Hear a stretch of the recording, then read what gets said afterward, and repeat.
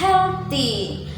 Di video ini Bu Mega akan mengajari kalian tentang simple present tense. Apa sih simple present tense itu? Tetapi sebelumnya Bu Mega ingin memberitahu kalian kalau tenses dalam bahasa Inggris itu ada 16. Dan di sini Bu Mega akan mengenalkan kalian yang basic dulu, dasarnya dulu. Dasarnya dulu kita belajar tentang simple present tense. Simple present tense itu apa?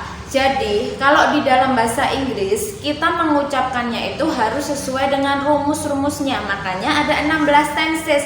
Lah, itu digunakan untuk kebutuhan masing-masing dan waktu-waktu tertentu. Seperti simple present tense, ini apa? Jadi simple present tense ini pola kalimat yang digunakan untuk menyatakan habit. Habit itu apa? Kebiasaan untuk mendeskripsikan sesuatu hal atau yang bersifat fakta. Itu menggunakan simple present tense. Dan simple present tense ini memiliki rumus. Ada positif, ada negatif, ada kata tanya. Di sini Bu Mega sudah menuliskan kalian rumus-rumusnya, rumus secara singkat. Kita langsung saja bahas satu persatu. Untuk kalimat positif, rumusnya adalah subjek plus. Plus itu diikuti verb 1 s atau es plus objek. Dalam bahasa Indonesia kan juga ada seperti itu kan, ada rumusnya.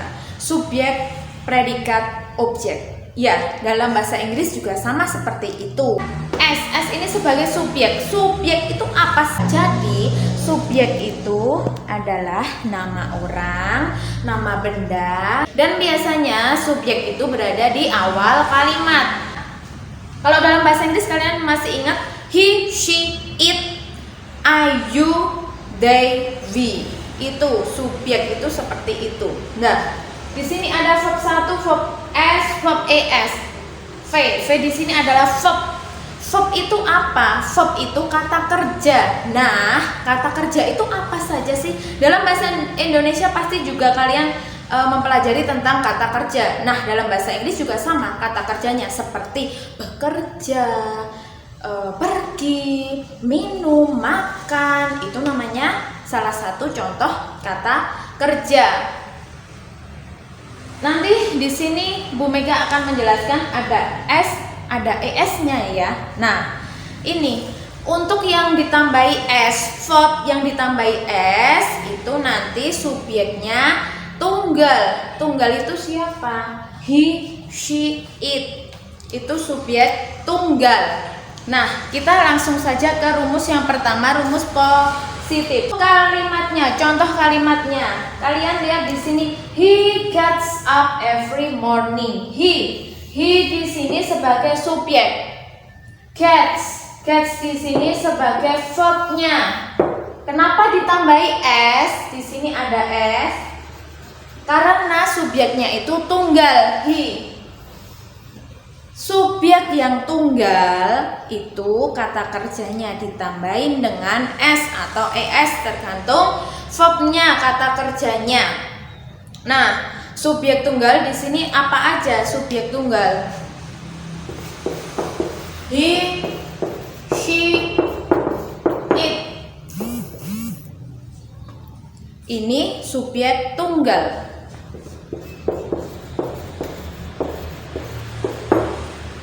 Kalimat negatif, subjek plus do atau does plus not plus verb 1 plus objek. Jadi semua verb kalau belakangnya ada tambahan s, di kalimat negatif itu semuanya tanpa s. Entah itu subjek tunggal atau jamak, di kalimat negatif kita nurut sama rumusnya, harus kembali ke verb 1. Verb 1 itu apa? Verb bentuk semula, itu verb 1. Terus ada do, ada does. Lah ini nyari do sama does ini di mana sih? Kita atau pakai semuanya? Enggak. Kita milih salah satunya. Do apa does? Lah do itu untuk siapa? Does itu untuk subjek siapa? Kita menyesuaikan subjek depannya dulu. Nah, untuk do Ini untuk subjek I, you, they, we.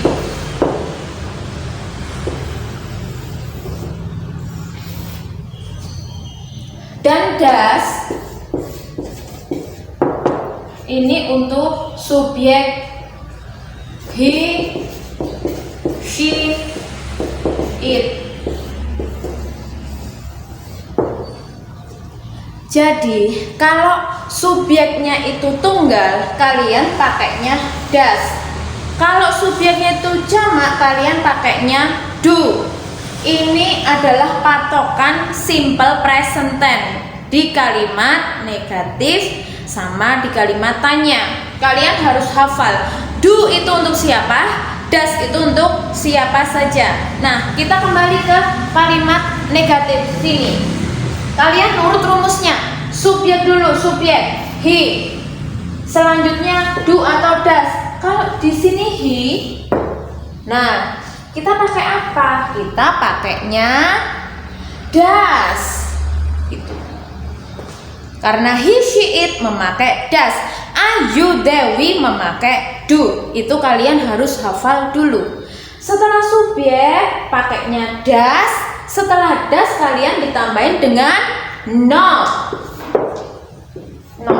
Does not. Jangan sampai lupa untuk kalimat negatif. Setelah subjek does atau do, kalian harus pakai not seperti rumusnya. Jadi kalian menghafal rumusnya. Positif rumusnya ini, negatif rumusnya ini.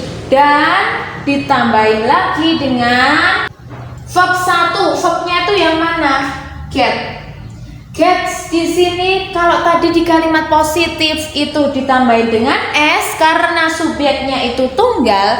Nah, di kalimat negatif harus patuh dengan rumusnya. Nah, rumusnya ini kembali ke verb pertama. Kata kerja bentuk pertama. Jadi tanpa s, tanpa es.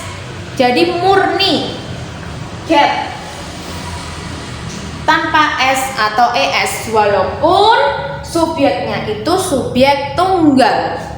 Kalau di kalimat negatif sama tanya, nih negatif sama tanya, es atau s untuk verbnya itu tidak ada. Jadi kalau kalian nanti menuliskan kalimat negatif, kata kerjanya itu belakangnya masih ditambahi s, itu salah.